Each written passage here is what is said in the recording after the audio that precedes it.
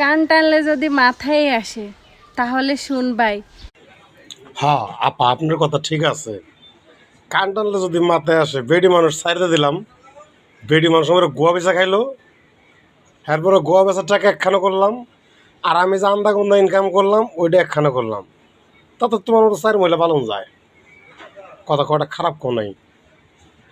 বেডি মানুষ সাইডে রামকা, এই বেডি তুমি কি বুঝতে পারছাও যে তুমি করে বাদ 1.5 টাকা ইনকাম করুম?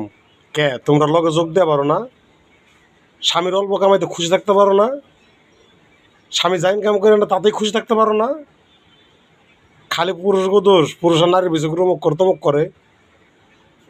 পুরুষ যায় না তাতেই কও শুক্র আলহামদুলিল্লাহ, দেখবা সুখে এমনি আসে। আর কানটাই না মাতানোর লাগবো কে? বেডি মানুষ যা কও তাই পাবলিক খায় তো তাই খাওয়াও। শালি রে।